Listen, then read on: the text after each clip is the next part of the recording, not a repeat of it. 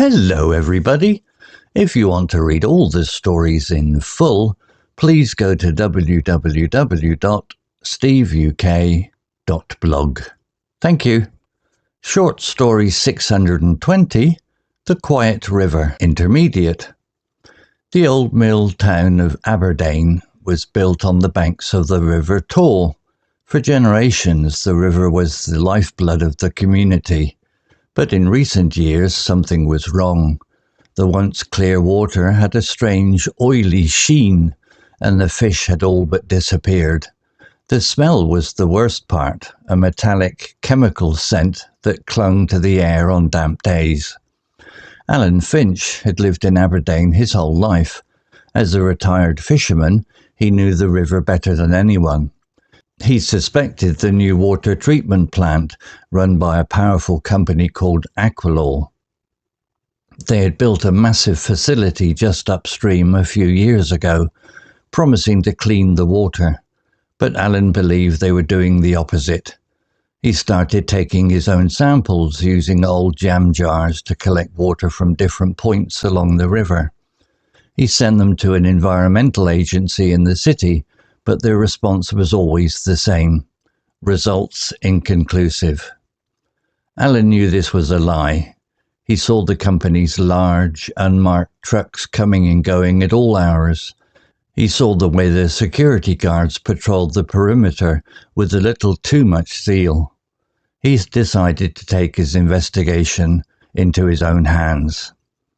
One rainy night, Alan put on his dark green coat and his Wellington boots.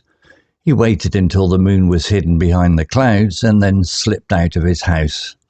He followed a small hidden path through the woods that ran parallel to the river. The path led him to a chain-link fence, a part of the Aqualore facility.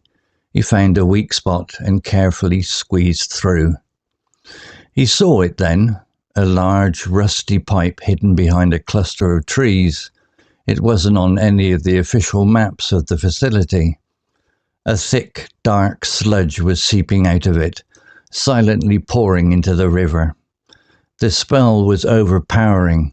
Alan felt his stomach turn. This was their secret, the reason the river was dying. They were illegally dumping their waste into the water, and everyone in town, including the environmental agency, was too scared to stand up to them. He quickly took a photo on his old mobile phone, the shaky flash illuminating the scene for a split second. As he was about to leave, he heard voices. "Did you hear something?" a man's voice asked. Alan froze, pressing himself against a damp tree trunk. He saw two security guards walking toward him, their torches cutting through the darkness. He held his breath, his heart pounding in his chest. Just as they were about to pass his hiding spot, he saw the faint light of a head torch in the distance, heading in the opposite direction. It was Alan's old friend, an environmental activist named Maya. She was a welcome distraction. The guards turned and walked toward her. He took this chance to run. He stumbled back through the fence and into the woods, not stopping until he was safe at home. He immediately sent the photo to a journalist he knew in the city, an old contact of Maya's. He also sent the photo to a few different news agencies. He didn't just want it to be a secret anymore. He wanted everyone to know the truth. Within 24 hours, the photo was all over the news. Journalists swarmed Aberdane.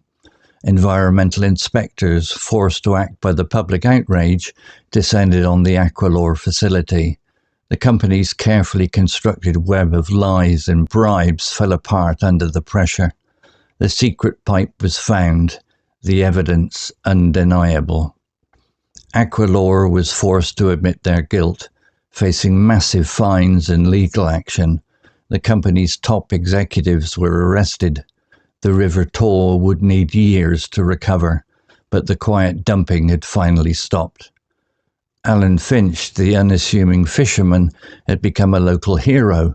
He had proved that even a single person, with a few jam jars and a lot of determination, could bring a powerful corporation to its knees and finally let the river begin to heal.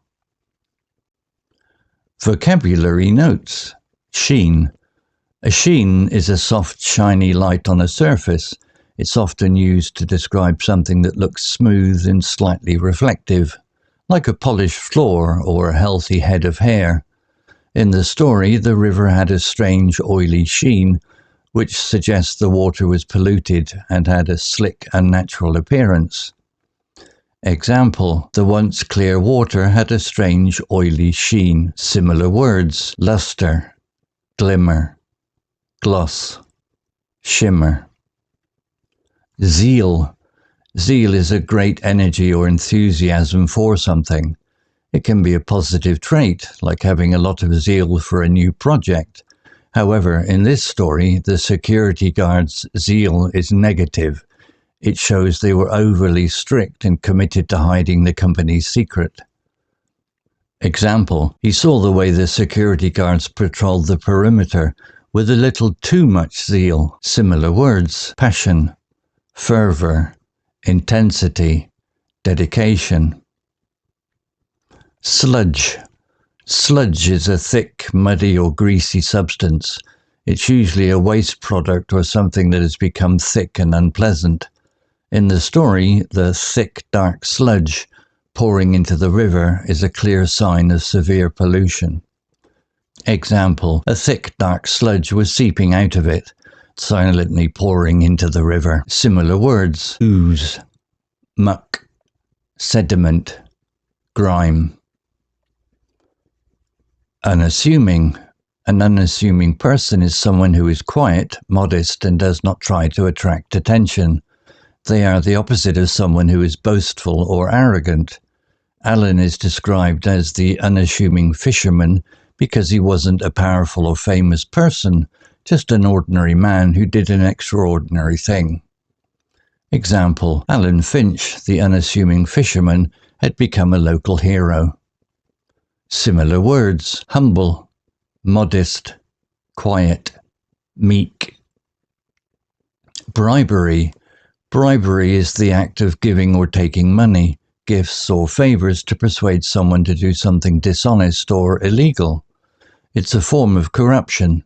In the story, the company used bribes to prevent people, including the environmental agency, from revealing the truth about their pollution. Example, the company's carefully constructed web of lies and bribes fell apart. Similar words, corruption, payoff, graft, kickback. Story written by Gemini Pro AI, image created by Gemini Pro AI. To read all the stories in full, please go to www.steveuk.blog. Thank you. CC Music, drifting at 432 Hz, heads. Imagine a river, okay. Once just teeming with life, the absolute heart of an old mill town. Clear water, fish, the whole picture. Yeah, vibrant. Exactly. Now picture that same river, silent, eerily quiet. The life just gone. Gone. No fish. The water's got this strange oily sheen on it.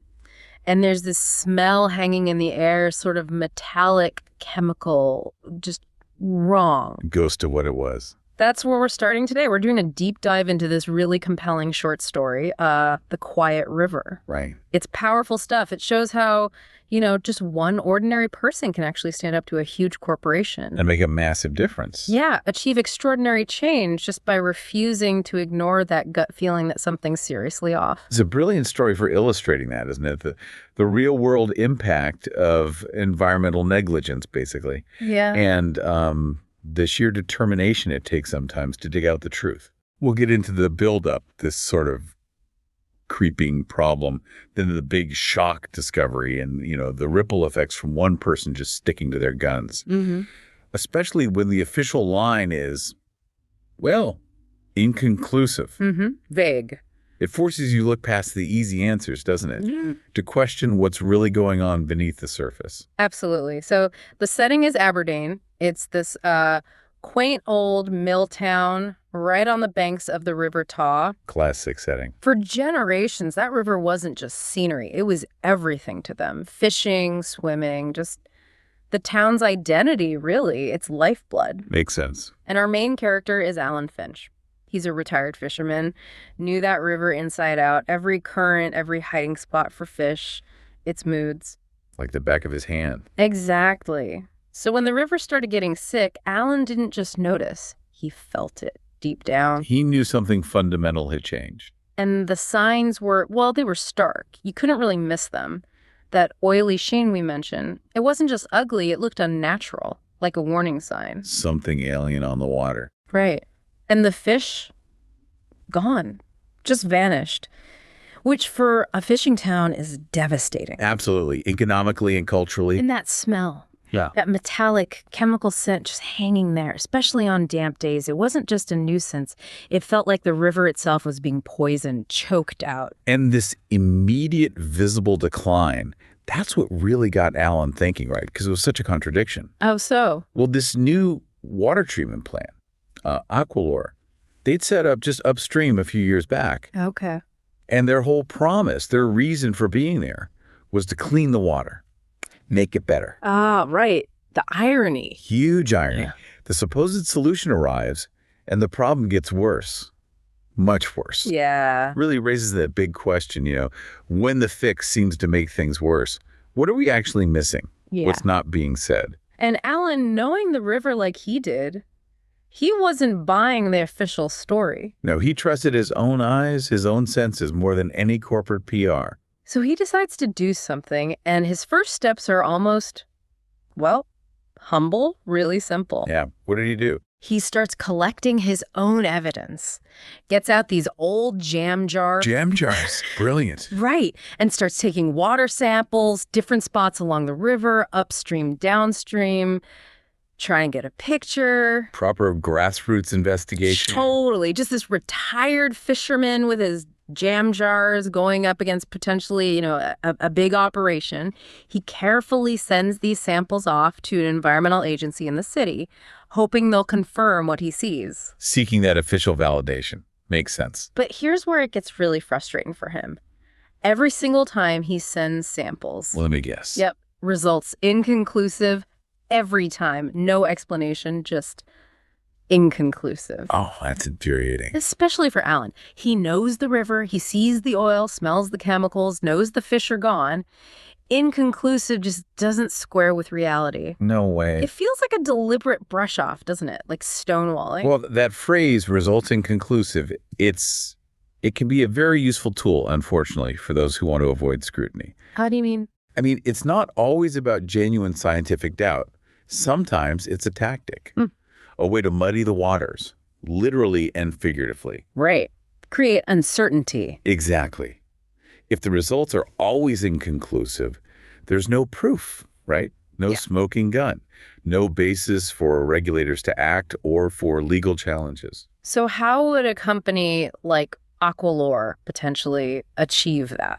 Well, there are ways. You could maybe time your official sampling, collect water when discharge is low, perhaps, or use tests that aren't quite sensitive enough for certain chemicals, or, exploit loopholes in the regulations about what counts as definitive proof. It sounds like a deliberate strategy to avoid accountability. It can be. It creates just enough doubt to keep things going, to deter deeper investigation. And Alan's other observations seemed to fit that pattern too, didn't they? You mean the trucks? Yeah, the large unmarked trucks he saw coming and going at all hours. And the security guards who seemed maybe a little too vigilant patrolling the fence line. Doesn't sound like a company with nothing to hide. Not typically. No. It hints at something secret, something they don't want people seeing.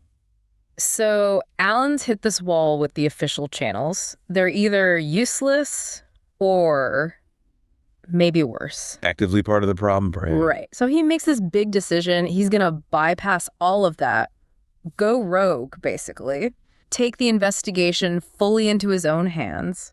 Which takes guts. Absolutely. And for him, it wasn't just about being curious anymore. It was personal, deeply personal. That river was part of him, part of his community's soul.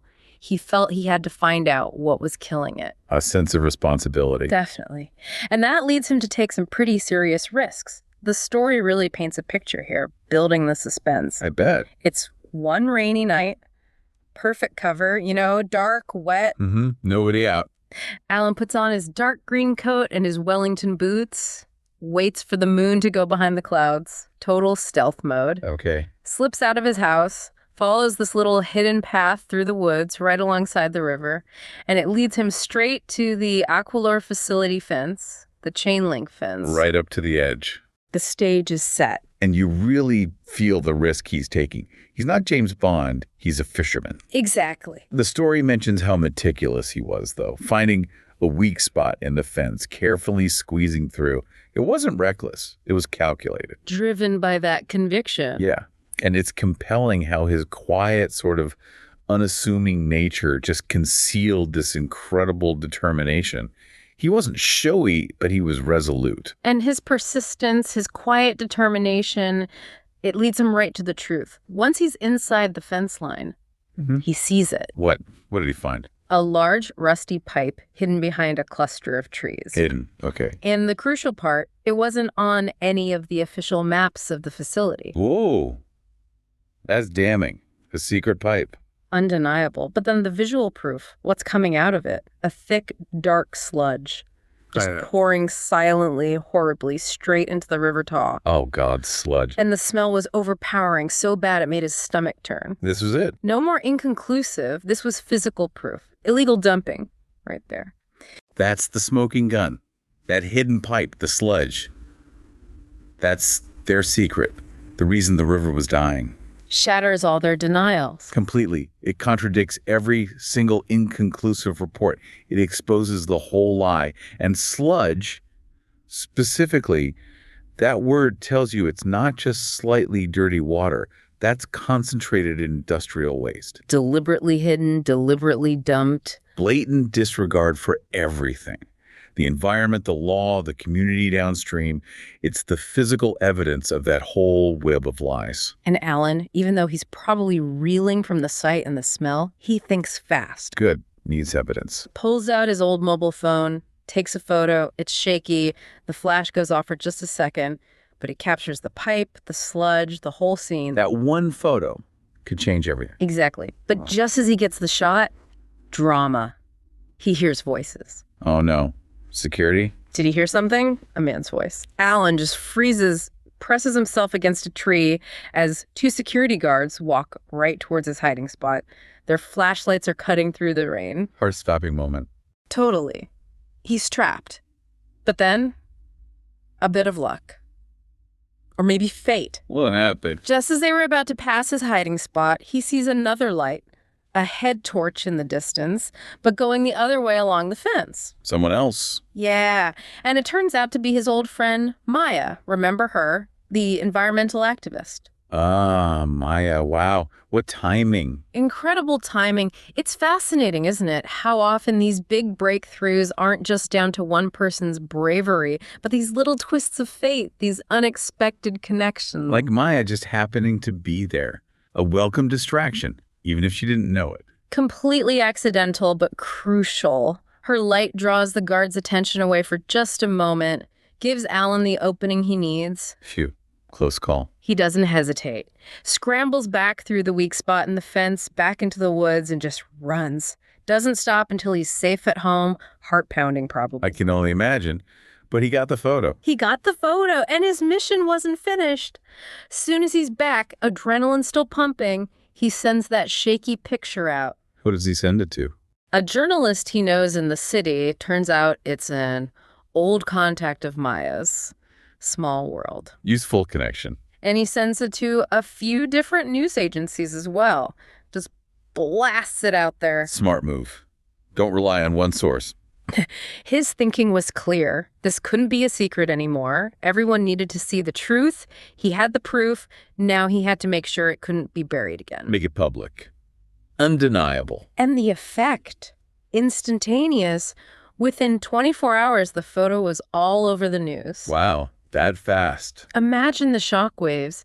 Journalists descend on Aberdane, phones ringing off the hook. Suddenly it's a national story. And importantly, those environmental inspectors, Yeah. the ones with the inconclusive results before, Suddenly feeling the heat, I imagine. totally forced to act by the public outrage. They swarm the Aqualore facility, but this time, there's no escaping.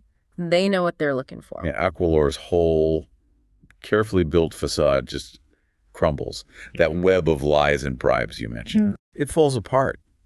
Bribery, using money or favors to get people to look the other way or fudge reports.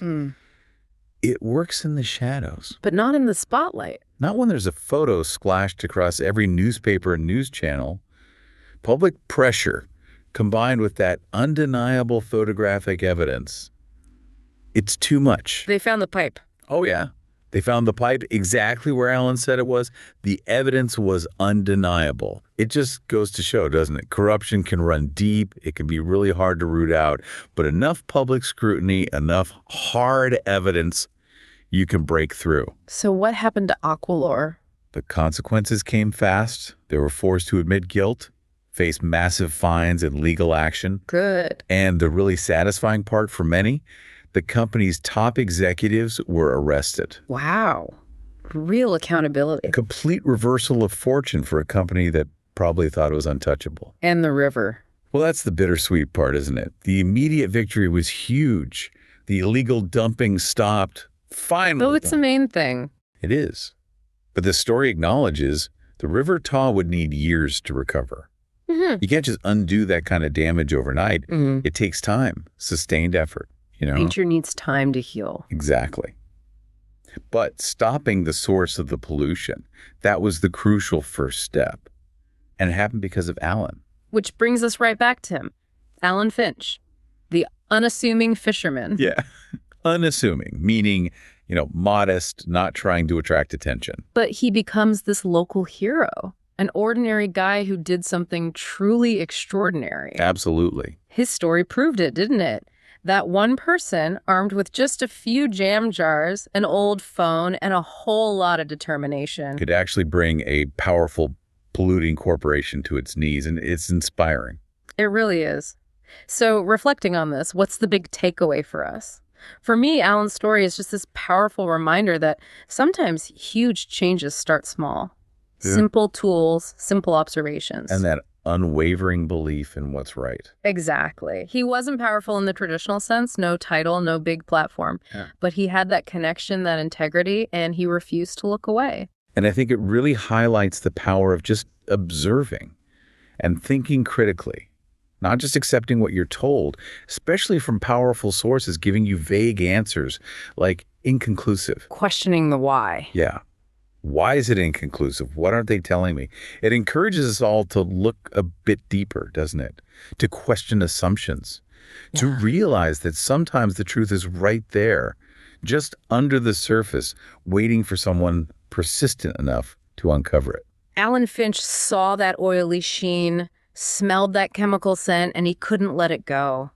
So maybe the final thought for everyone listening is, what oily sheen or inconclusive report might you be seeing in your own world, your community, maybe even your workplace? What needs a closer look? What's quietly screaming out for someone to notice, to question, to maybe grab their own metaphorical jam jars? What's your jam jar moment just waiting to happen? Powerful question to end on. Thank you for joining us on this deep dive.